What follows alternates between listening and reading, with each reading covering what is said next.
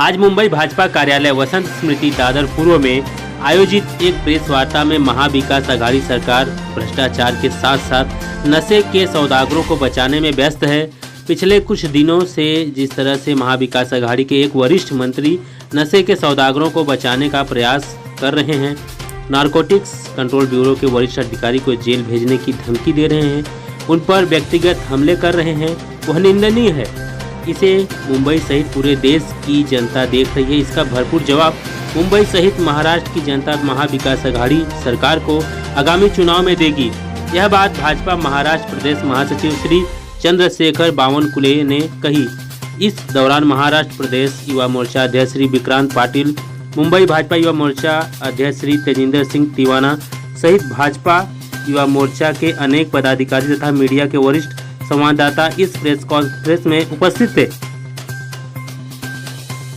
Maharashtra Bharatiya Janata party के महामंत्री और महाराष्ट्र युवा मोर्चा के प्रभारी आदरणीय चंद्रशेखर बावनकुले जी उपस्थित हैं। उनके साथ साथ महाराष्ट्र भारतीय जनता युवा मोर्चा के अध्यक्ष सन्मान्य विक्रांत पाटिल जी और मैं तेजिंदर सिंह तिवाना, भारतीय जनता युवा मोर्चा मुंबई अध्यक्ष।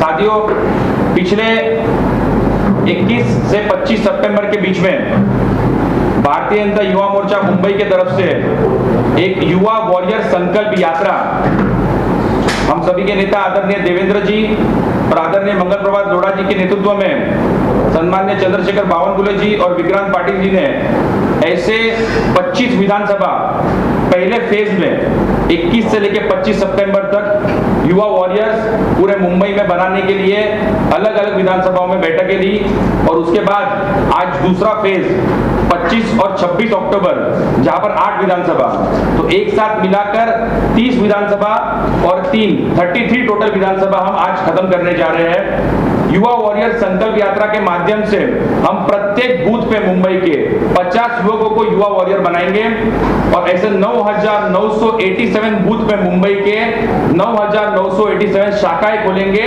और एक शाखा में 50 युवक वहां के स्थानिक वो वहां के मेंबर रहेंगे। इस संकल्पना से मुंबई ने युवा मोर्चा के माध्यम से एक 5 लाख युवकों की ताकत हम भारतीय जनता पार्टी को देने जा रहे हैं। और मैं आगे बढ़ते हुए हमारे महाराष्ट्र युवा मोर्चा के अध्यक्ष सन्माननीय विक्रांत पाटिल जी से निवेदन करूंगा कि कार्रवाई को आगे बढ़ाएं। भारतीय जनता युवा मोर्चाच्या वतीने महाराष्ट्रभरात युवा युवतींच्या असंख्य प्रश्नांसाठी सातत्यपूर्ण आम्ही काम करतच असतो।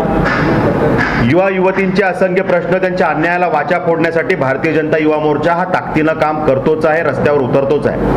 आणि आज राज्यामध्ये जी अराजकता माजलेली आहे, अनेक प्रश्न विद्यार्थी युवांचे तयार झालेले आहेत, त्यासाठी युवा मोर्चा हा संघर्ष करतोय।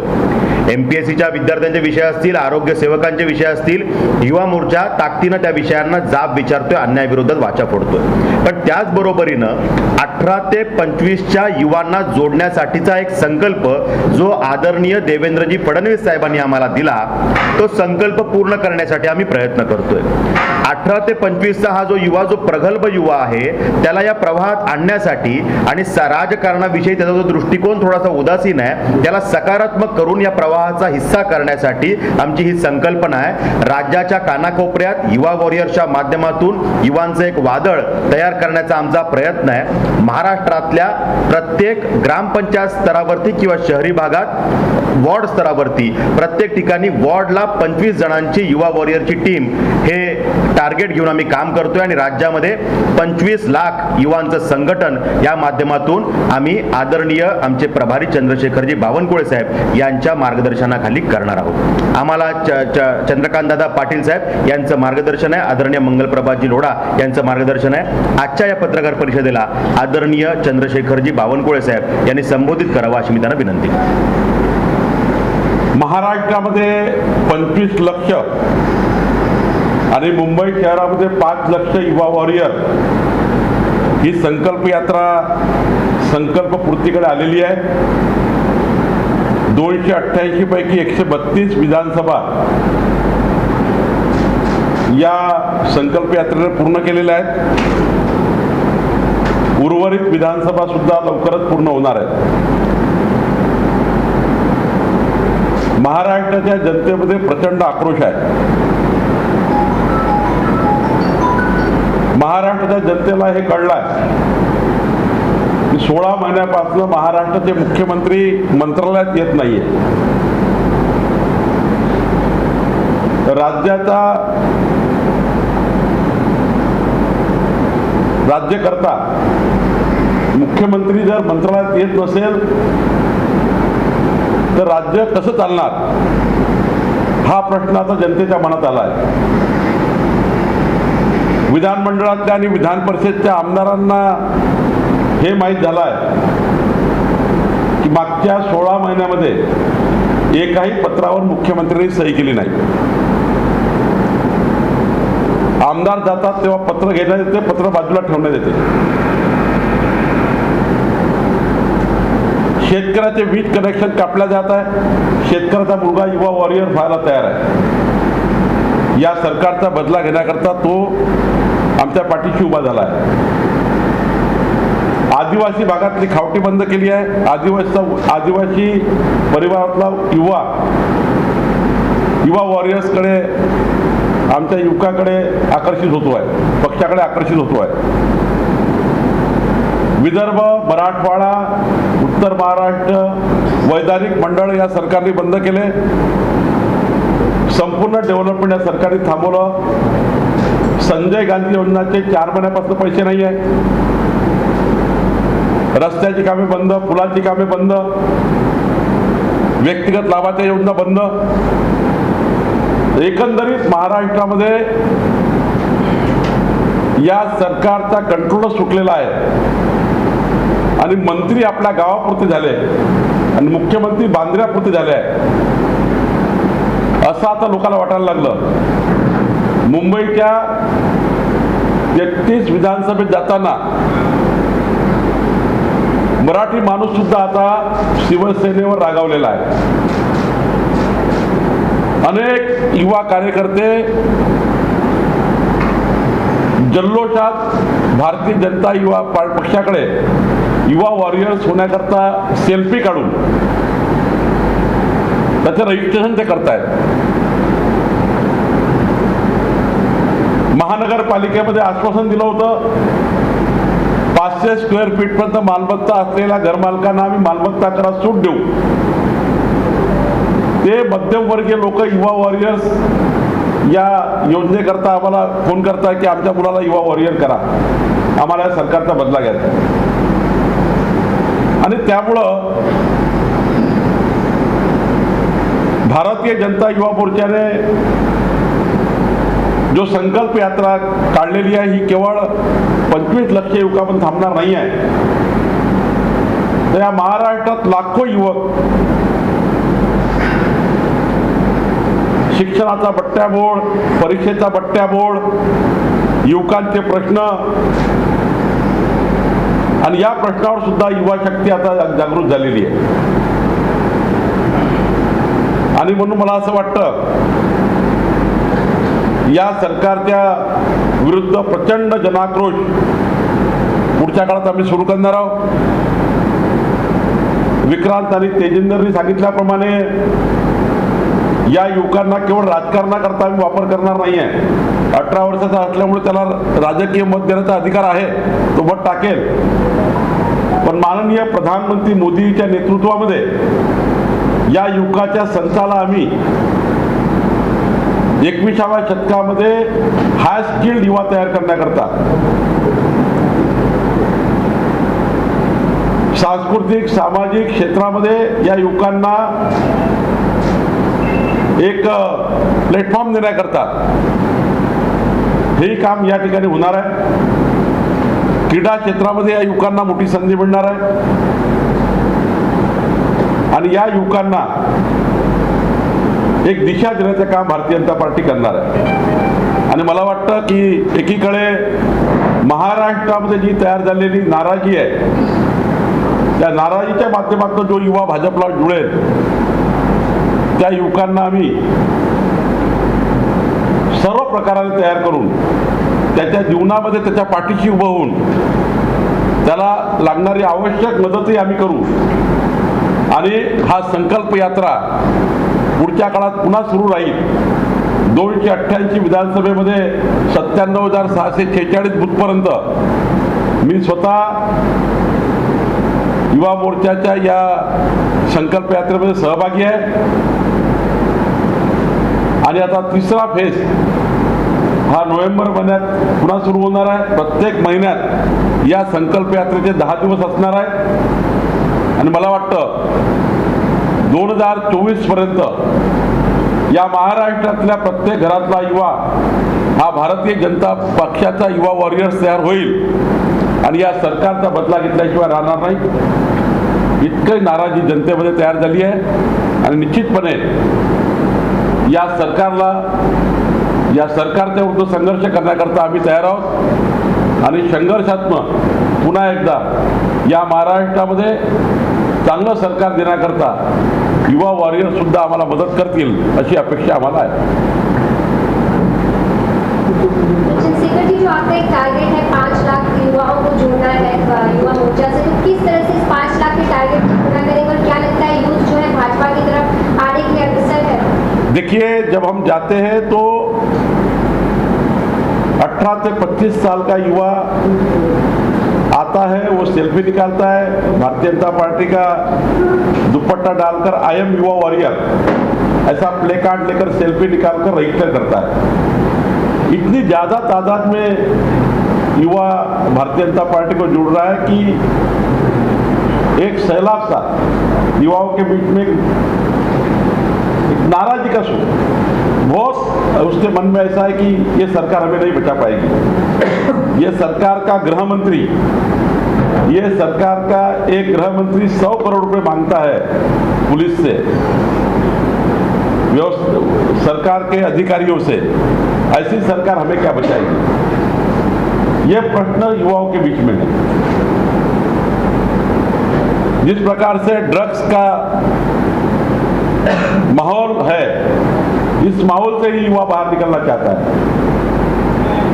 और जिस प्रकार से पूरे महाराष्ट्र में महिलाओं पर अत्याचार, युवाओं के प्रश्नों को लेकर इस सरकार की उदासीनता, ये सारे विषय को लेकर आक्रोश है. जो मैन्युफैक्चर दिया था वो मैन्युफैक्चर से ये सरकार बदल गई है और केवल तीनों पार्टी की सरकार भ्रष्टाचार में लिप्त है. कोई भी जिले का मंत्री जिले के लिए काम करने को तैयार नहीं, केवल अपने गांव का मंत्री बन चुका है. इसलिए मैं बार बार कह रहा हूं कि बहुत सैलाब है युवाओं का जो भारतीय जनता युवा मोर्चा के साथ युवा वॉरियरों, खासकर 18 से 25 वाला युवा जो अभी अभी उनका एनरोलमेंट वोट्स के लिए किया गया है, वो युवा भारतीय जनता युवा मोर्चा में और युवा वॉरियर्स के नाते जुड़ रहा है. नवाब मलिक जी जिस तरह से आरोप लगा रहे हैं वानखेड़े पे, क्या ये आपको लगता है इसमें सच्चाई है? नवाब मलिक जी अंदर से दुखी है. उनके दामाद पे की गई कारवाई का, त्यांच्या जावयाच्या विरुद्ध जी कारवाई झाली ती कारवाई आतापर्यंत कुठल्याही काळात झाली नाही आणि अजूनही नवाब मलिक हे त्या दुःखातून बाहेर पडले नाही आहे आणि म्हणून ते चांगलं काम करणारे अधिकारी आणि या महाराष्ट्राला जी दुर्गंधी आहे ड्रग्सची, त्यातनं महाराष्ट्र बाहेर काढणारे अधिकारी याच्या विरुद्ध अंतःकरणातून दुःखी झालेले, परिवारातून दुःखी झालेले, त्यांना रोज परिवाराचा मार सहन करावा लागतो घरात गेल्यावर कि मंत्री जी आप मंत्री बने लेकिन दामाद को नहीं बचा पाए. जावयाला आम्ही वाचू शकलो नाही, तुम्ही जावयाला वाचू शकले नाही, घरात त्यांना रोज बोलतात घरचे लोक आणि म्हणून ते आकाशापोटी रोज पत्रकार परिषद घेत आहेत. ज्या पद्धतीनं राजकारण सुरू झाले दोन्ही बाजूने, एक पंच असतील, पंचांच्या बाजूने काही सांगितलं जात आहे, लाच मागितली जाते, अशा पद्धतीचे आरोप केले जात आहेत.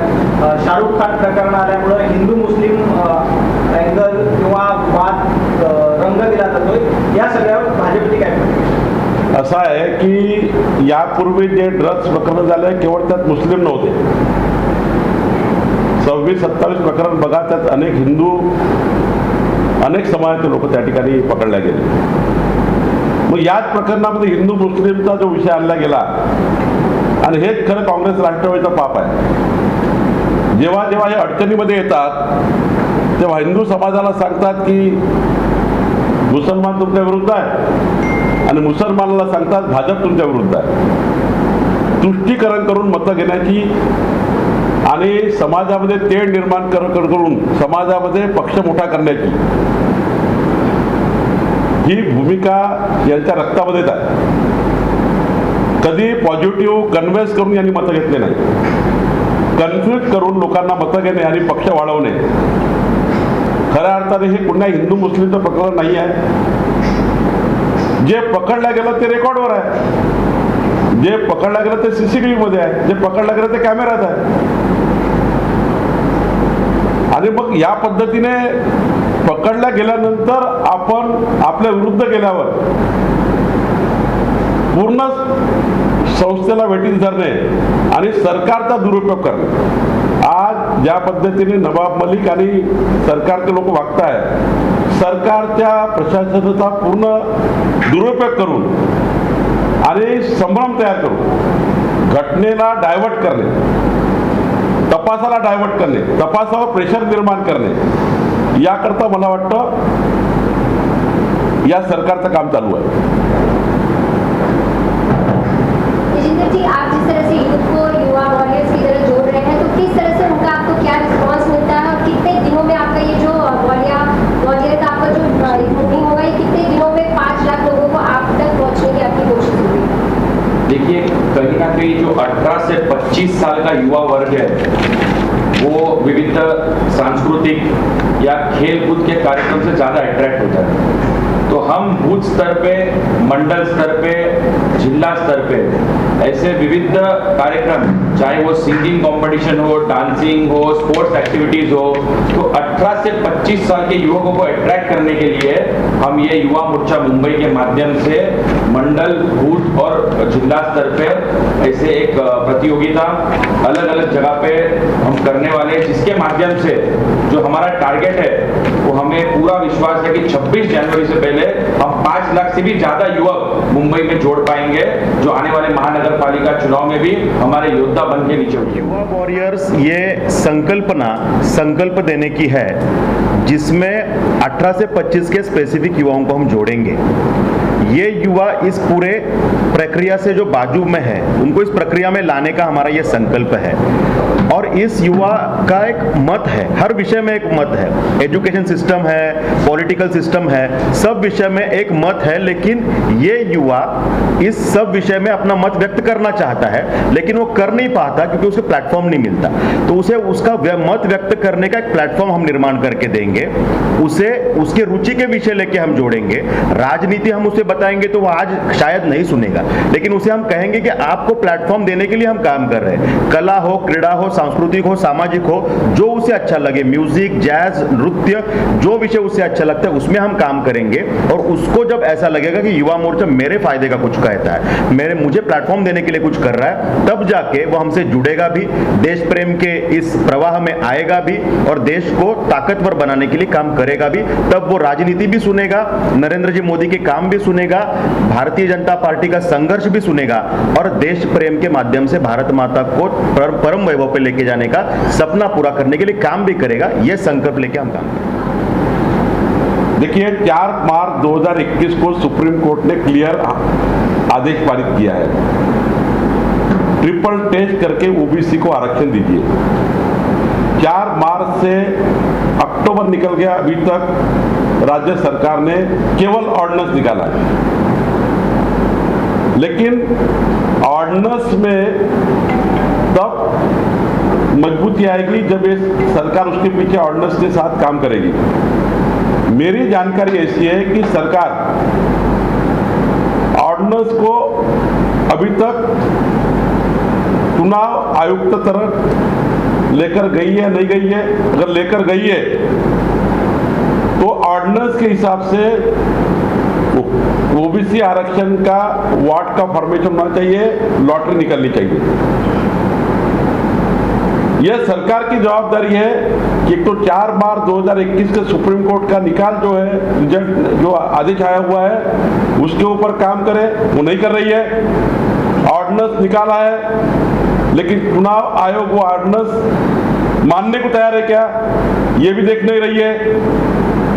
अगर मानते तो अभी तक लॉटरी में जो उन्होंने चुनाव आयोग ने काम करना चालू किया है प्रभाग रचनाओं में, उसके आगे अभी रिजर्वेशन का जब समय आएगा, 1 महीने में आने वाला समय, अभी तक ये संभ्रम है कि महाराष्ट्र सरकार ने निकाला हुआ ऑर्डिनेंस ये चुनाव आयुक्त,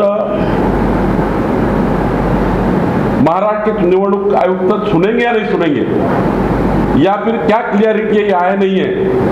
लेकिन मुझे लगता है कि महाराष्ट्र सरकार को ओबीसी को आरक्षण देना नहीं है, इसलिए सारे संभ्रम में रख रहे हैं।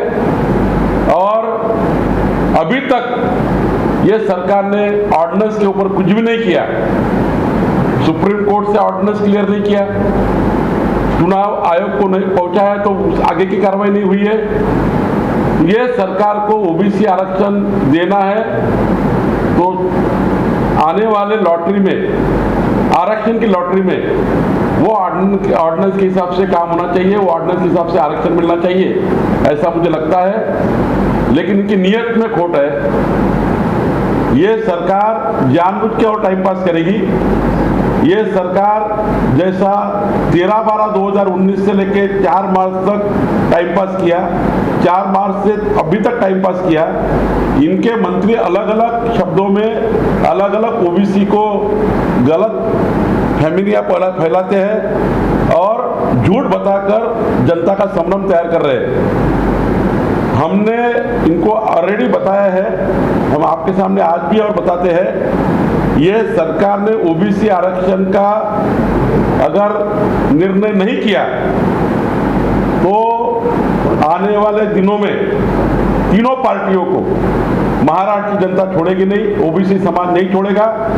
अभी भी आज भी ये सरकार क्लियर नहीं है कि ओबीसी आरक्षण मिलने वाला नहीं है या नहीं है। तो मुझे लगता है आज आपके माध्यम से सरकार को चेतावनी है, जो ऑर्डिनेंस निकला हुआ है वो चुनाव आयोग के सामने लेके जाए और वहां से क्लियर कराए और आने वाले महानगर पालिका नगर पालिका में ओबीसी आरक्षण दे। अगर नहीं किया तो ये सरकार को हम छोड़ेंगे नहीं। विक्रांत जी, आपसे मराठी में, जिस तरह से बीएमसी चुनाव भी करीब है, तो क्या लगता है ओबीसी आरक्षण का मुद्दा तब भी उस समय गर्म लोगों के सामने मुद्दा बना रहेगा? ओबीसी समाजाचा जो विषय आहे हा नागरिकांच्या जिव्हाळ्याचा विषय आहे। ओबीसी समाजातला दीनदलित शोषित पीडित नागरिक हा विचार करतो की माझ्या समाजाचा एखादा प्रतिनिधी जर का सभागृहात गेला तर आमच्या समाजाचे विषय, आम्ही जे भोगतोय रोज जगतोय ते विषय सभागृहात मांडेल, आमचा आवाज होईल। पण तो आवाजच दाबण्याचं काम सरकारला करायचं आहे आणि म्हणून हा एक विषय समोर आणण्याचा प्रयत्न झाला आहे। फक्त मुंबई निवडणूक नाही तर महाराष्ट्रातल्या प्रत्येक निवडणुकीमध्ये या सरकारला या पापाचं प्रायश्चित घ्यावं लागेल। त्या ठिकाणी त्यांना जाब जनता विचारेल आणि मतपेटीतून करून दाखवेल। मुंबईमध्ये तर सरळ आहे की ओबीसी समाज एवढ्या मोठ्या प्रमाणावर आहे आणि त्यांनी मनात ठरवलेलं आहे की ज्या पद्धतीनं मराठा आरक्षण सरकारने घालवलं, ओबीसी आरक्षण सरकारने घालवलं, हे सरकार जाणीवपूर्वक या सगळ्या विषयावरती काम करतंय आणि म्हणून ह्याचा बदला जर घ्यायचा असला तर त्याचं निमित्त हे मतदानाच्या विषयातनं होत असतं आणि म्हणून जो प्रक्षोभ आहे तो या बीएमसी निवडणुकीमध्ये मतपेटीमध्ये जनता दाखवल्याशिवाय राहणार नाही। जी, आपने बोला खेल की तरफ जो भी यूथ है उनको ले जाने के लिए आपकी संकल्प यात्रा में लोगों को जोड़ रहे हैं, लेकिन जो ड्रग्स को लेकर यूथ जो उस तरफ जा रहे हैं, जो बहुत सारे मामले सामने आ रहे हैं, उसको लेकर कैसे भारतीय जनता युवा मोर्चा काम कर रही है? 2019 में हमने मुंबई में बैंड्रा विधानसभा से काटर रोड से एक मुहिम चलाई थी, एंटी ड्रग्स ड्राइव। वो उसको आगे बढ़ाते हुए हमने एक कमेटी बनाई थी और कमेटी के माध्यम से मुंबई में ऐसे 9 अलग अलग ठिकानों पे जहाँ पे हमें इंफॉर्मेशन मिली तो पुलिस के मदद से और जो अलग अलग ब्यूरो, नारकोटिक ब्यूरो और दूसरे हमारे जो महाराष्ट्र के जो महाराष्ट्र का ड्रग्स का जो पुलिस डिपार्टमेंट की तरफ से जो कमेटी है उसके साथ में कोऑर्डिनेशन करते हुए युवा मोर्चा के बहुत सारे कार्यकर्ताओं ने ऐसे 9 जगह पे हमने छापे मारकर पुलिस को मदद की है और आगे भी जहाँ पे हमें इंफॉर्मेशन मिलेगा कि जो यहाँ पर जहाँ ड्रग्स बेचने का काम मुंबई भर में या किधर भी हो रहा है तो युवा मोर्चा के कार्यकर्ता एक फोन कॉल पे आके वहाँ पर उसको रोकने का काम करेंगे।